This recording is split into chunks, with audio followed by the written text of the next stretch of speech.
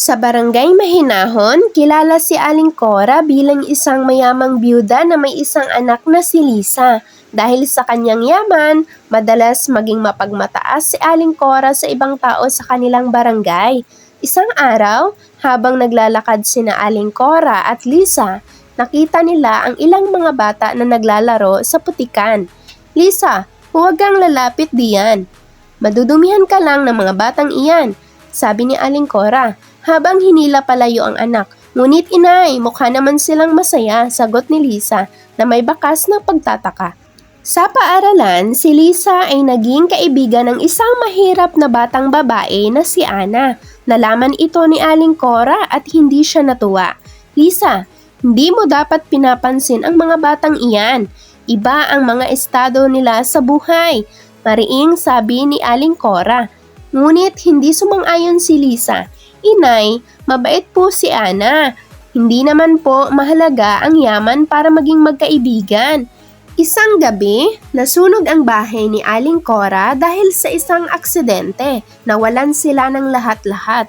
Ang mga kapitbahay na dating hinamak ni Aling Cora ang siyang unang tumulong sa kanila.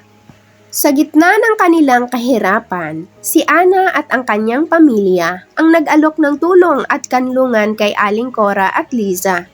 Sa mga araw na sila'y magkasama, unti-unting nauunawaan ni Aling Cora ang tunay na kahulugan ng pagmamahal at pagiging mapagkumbaba. Natutunan niyang pahalagahan hindi lamang ang yaman kundi ang pagtulong at pagkakaisa ng komunidad. "Ana, salamat sa inyo. Mali ako sa aking pagmamataas. Ang tunay na kayamanan pala ay nasa puso at hindi sa bulsa," sabi ni Aling Cora na may luha sa kanyang mga mata. Ang aral, una, ang tunay na yaman ay hindi nasusukat sa material na bagay, kundi nasa kabutihan ng puso at pagtulong sa kapwa.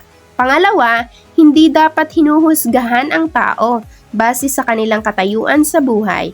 Pangatlo, ang pagiging mapagkumbaba at pag-unawa sa iba ay mahalaga para sa tunay na kaligayahan at pagkakaisa.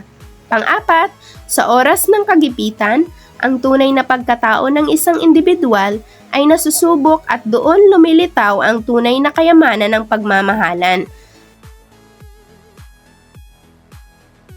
Thank you for listening, mga kabini-bini!